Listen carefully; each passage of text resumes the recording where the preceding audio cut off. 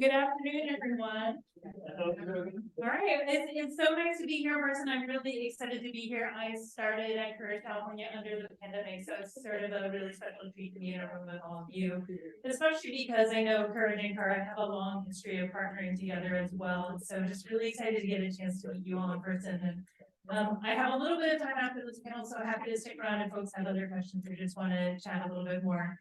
But for folks who don't know, CARA California, we've been around since about 2007. So we were founded as a multi-issue political organization statewide. But a lot of you and a lot of folks around the state know CARA a lot because we went out big in 2008 against Prop 8. So we were pro-marriage equality, anti-Prop 8, fought that all the way through, and have continued working on LGBTQ issues as well.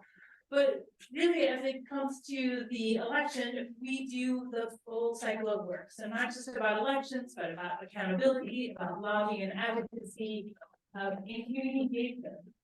For us, we have about 1.4 million members around the state of California and also the nation.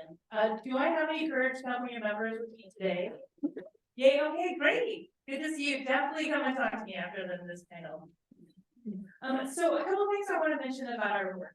So in past cycles, we have done a lot of different kinds of work. So we have focused on voter education, so telling people about what's important on the different issues going on across the state, but also how our leaders are voting on those issues and how their votes are affecting us on those issues as well. We've also worked, again, with Brian, the Labor Fed, CARA, other organizations as well, on turning people out to vote each election as well. So we've done direct mail, direct phone banking, texting, canvassing, and we work a lot with partners to just really make sure we're just doing all and working together to get people out to vote and make sure people are also voting. Speak into the mic. Yes. Yeah, we also want to make sure people vote every single election and try to vote every race and ballot measure up and down the ballot. Right, because a lot of people focus on what's at the top of the ballot in terms of the federal races, but we all know that the state races, the local races, and the local ballot measures are really the places that we see the most impact in our communities on our day-to-day lives. So a couple of things that I want to mention for 2024, we also share the same priorities as it sounds like you all have in the room, and as Brian mentioned with the congressional flips. Again, what we've seen again in the last couple of weeks, but just also what we know about the voting records of a lot of the folks who are in power in the House. They are going after programs, Social Security, Medicare, SNAP, they're going after all these programs. And so it's a top priority for us to flip those seats. I also want to mention too, we also focus a lot on the state legislature.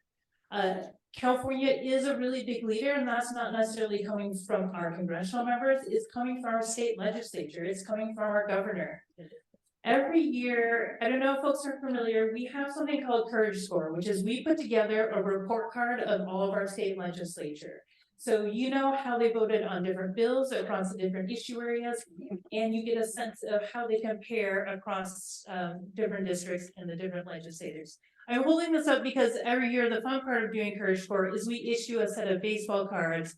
So all the folks who are the all-stars, the people who vote yes on all the good bills and author some of the best bills that we see in the state legislature. And we also have our Hall of Shamers, the folks who don't vote very well and are actually voting against what we know their constituents want in the district. So I brought a few sets, so please come and see me if you're interested in any of those sets. But this is part of our work, the sense of people need to know who's in office currently, what they're doing and what they're not doing for us, and making sure that when we go to the ballot, we know exactly who to vote in and who to vote out.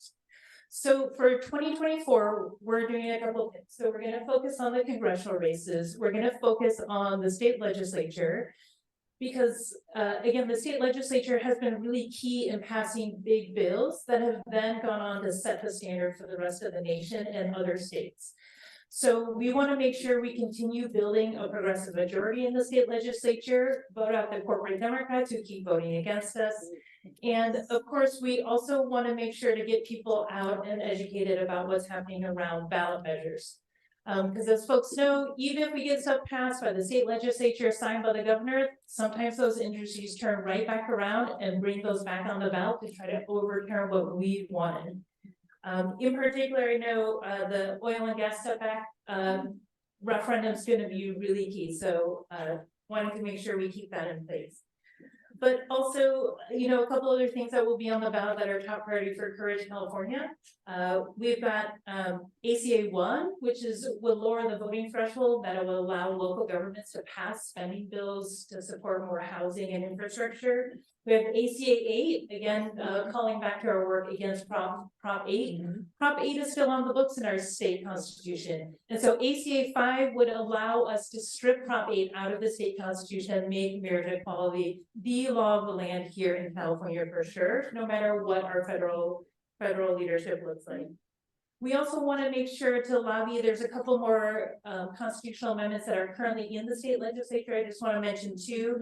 ACA 4, which would restore voting rights to people who are incarcerated in prison, and ACA 8, which would end slavery here in California. We need to get those two constitutional amendments passed in the state legislature by June to get them on the November ballot. So we're going to be working on that as well. And then really quickly, a couple of things. As I mentioned, we'll launch our next Courage score in January so that folks know how your state legislators are doing this past session when you go to the ballot on March 5th. We're also going to be putting out our Courage voter guide. Our Courage voter guide, we cover 200 plus races and ballot measures. So we'll cover every single congressional race, every single state legislative race, lots of local ballot measures and local races as well. And we just use this voter guide to give people a sense of what's at stake, who's running, who's funding which candidates, and who to vote for and which ballot measures to vote for a progressive vote. We're also going to be doing a few other things that we've done with partners as well. For the last few election cycles, we've done research to find out in key congressional districts, who are the voters we're trying to reach? What are the issues they care about? Who do they plan to vote for? And what are the policies that they support so that we make sure when we're talking to voters in these congressional districts, we know how to talk to them. We're also going to be working, I think as CARA mentioned, very similarly. We also just want people to hear directly from some of the candidates. And so we'll be hosting some town halls and candidate forums as well, especially in races where there's a lot of candidates in those races and people have really tough choices to make. A couple other things, we will also focus a lot on narrative and messaging. As folks know, a lot of the state legislature, these decisions on policies, these decisions at the ballot boxes really start with how news is covering issues and how they're talking about our leaders in terms of what they're doing and what they're not doing. So we'll be focusing a lot on, again, what is it that voters want to hear about in terms of the issues? What are they not hearing from the news? And what do they need to know about the leaders and the issues that will get them to vote? And then lastly, I want to mention, we just work really closely in partnership with both CARA, with the California Labor Federation, and folks around the state to just turn people out to vote. As Brian mentioned, 2024 is going to be another big election.